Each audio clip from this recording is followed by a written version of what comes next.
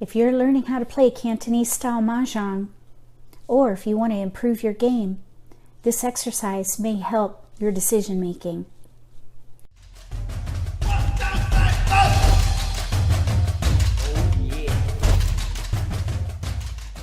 Welcome to Mahjong Central. My name is Michelle.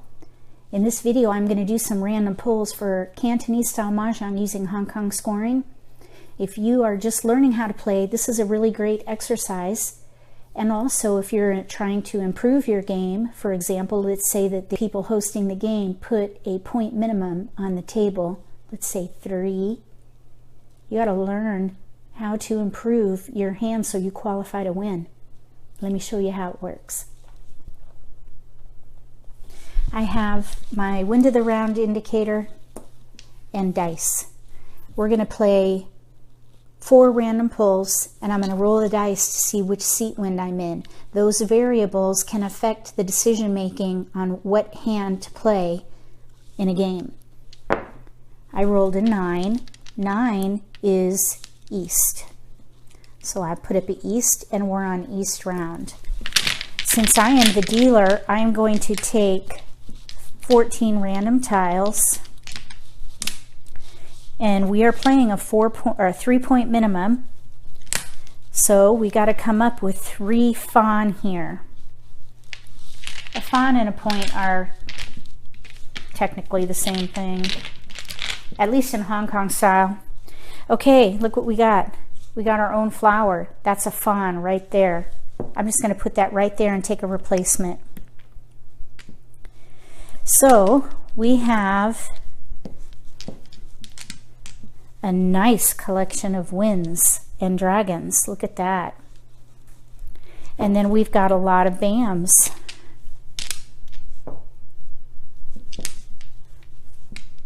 I'd say half flush. And we have 4 discards. If you have 4 discards for whatever combination you pick, that's a pretty strong start, I would say.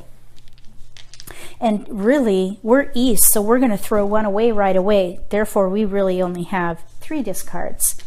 So this is really good. We do have 1 isolated tile here. We could pung the 2, chow the 7, 9.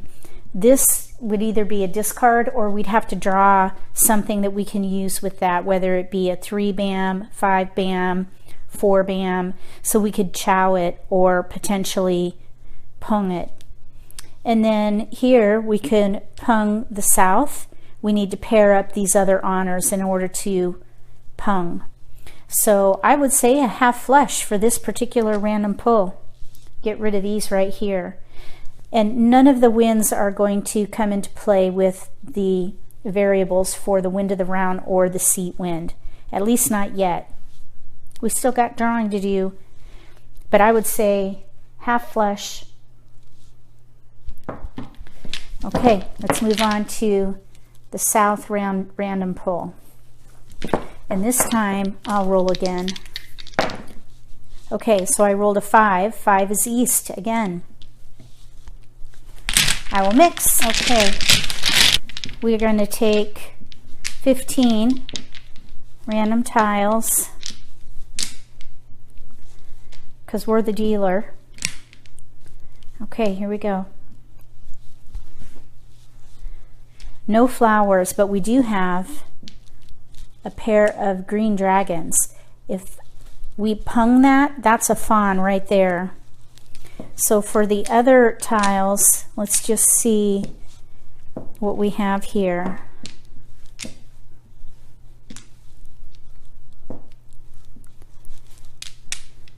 Okay. Looks like we're going to play all pung. No, that's not a pung. I thought that was a pair, but it's not. That's a 2 crack, 3 crack. I would say half flush again. We've got 7 discards, 6 discards. And we're the dealer, so we'll throw these away first and then these here. If we were to play a mixed suit chow hand, for example, because here's a chow, 2, 3, 4, This is isolated, so there's nothing that can be done there. These are both isolated also. So those are not usable, at least in this current configuration. If we were to play a half flush with a Pung of Dragons, that would be a 4 fawn hand. If we did pair up the other Bam tiles here, we could go for all Pung, which is another 3 fawn. So this would be, with a half flush, 3 fawn, all Pung, 3 fawn, and a Pung of Dragons would be another fawn, so that would be a 7 fawn hand. We'd have to pair these up though. So we would just have to wait and see. We could potentially do a chow here, and then we would need to do something here. These then become isolated. That's why I think for this particular situation, maybe a all Pung would be better. Because once this is punged, then this becomes isolated. So you just have to take it pick by pick or discard by discard and figure out what's going to be the best depending on what's happening at the table. But this is really nice because that's a fawn all by itself. Dragons are very valuable in most Asian versions, but you've got to have them early on in order to use them, really. Okay, we'll move on to the next random pull. We are on West Round, and we are in seat 9, which is also East. So we're on East seat, West Round. I will mix these up. Okay. So as the dealer, we're going to go ahead and take 14 random tiles. Let's see what we can do with this one. We've got our own flower. Seat 1, get a replacement.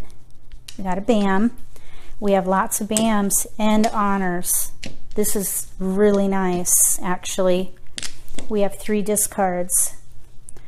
So now we are in seat 1, so we have our own flower.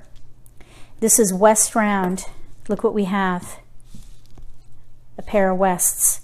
We can pung that and get a fawn for that also. So just with the flower and the wind of the round here, we've got 2 fawn right there. Then here we have Bams and only 3 discards. This is a really nice setup. This is very, very strong. This is a winner right here. Seems like no, that's right. So here we even have already 2 chows. 1, 2, pung that. We just need to pair up, get rid of these. Chow, chow, pung. We need to pair these up and then pung them and be ready on a pair. So this would be 3 fawn for a half flesh, a fawn for the wind of the round, so that would be 4, and a fawn for the seat flower. So that would be a 5 fawn hand. Okay, so last one, North Round. We are in seat 7, which is West. So I'm going to put a 3 up on the dice.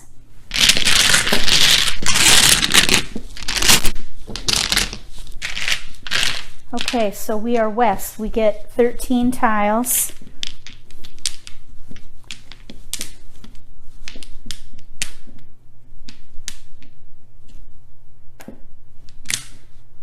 There they are. Let's see what we can do with these.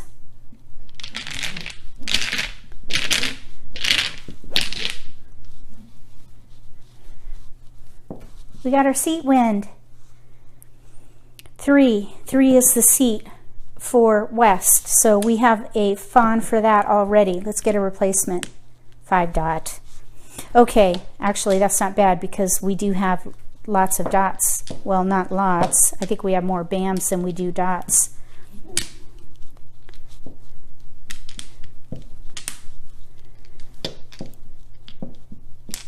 Okay. This is going to be a rough go. So what we have on this one, let's see here. These are such big tiles, I have a hard time getting them close to the screen there. Okay, so we have mostly BAMs by one tile. We do have a pair in here, and we have a red dragon. We have one fawn for using the flower. We need 2 more fawn to meet the minimum. In order to meet the minimum, we either need to play all pung or half flesh, because both of those options are 3 fawn. So if we play half flesh, we're 7 discards away. That's very weak. Let's see the chow situation. If we play all chow, which we can because all these are potential chows, but they're mixed suits. And well, this is not a potential chow. That could maybe be the pair tile. This could be a chow, or this could be a chow, one or the other. So we're kind of in between that one. If we played, and this is isolated, so that would be the first discard. So if we played all chow, that's a 1 fawn hand. 1 fawn. We'd have to throw this away also. So all chow would be 1 fawn. The flower is 1 fawn. So this would be a 2 fawn hand. We would not qualify to win with a 2 fawn hand if the minimum is 3 fawn. So we have to come up with another fawn. Either we hope for another flower, which there's only 1 more. The chances of that happening are 25% because there are 4 people at the table. Actually, it's even less than that because there's only 2 flowers and there are 3 other players. So the chances of getting your own flower after you've gotten one already is pretty slim. I don't think we can count on that. This would not be a qualifying hand. We have to play either half flesh or all pung. So what I would do is I would throw these away first, whittle down to BAMs and honors. So I would keep every wind and dragon I can, keep every BAM. Don't even worry about how it fits in, just keep it. And then get rid of these as quickly as possible, including punging and chowing as much as you can along the way. And that may get us to a half flesh. It's going to be a rough road, though, for this particular random pull because we have such a mixture in suits and there's a 3 fawn minimum. You got to push yourself.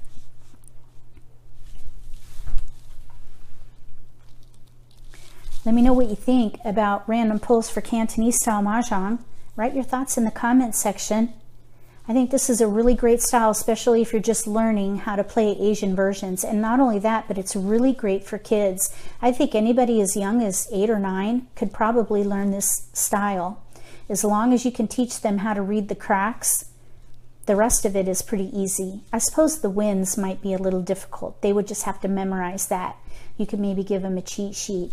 Speaking of which, I do have a link to this player reference below the video, and there is a cheat sheet in here, right here at the bottom. The engravings may not match your set exactly, but they can help. And then of course you have your scoring there. You can download that for free, but I also sell packs of 4 on a cover stock so that it's nice and sturdy and they won't get tattered. So you could do that as well. All that's on my website, and there are links below the video for that. If you like this video, give me a thumbs up. If you haven't subscribed to my channel yet, click subscribe. If you have subscribed, thanks so much for joining my channel. Don't forget to click the bell so you get notification of when I post new videos. Between now and the next set of random pulls for Cantonese style Mahjong using Hong Kong scoring, may all your picks be keepers.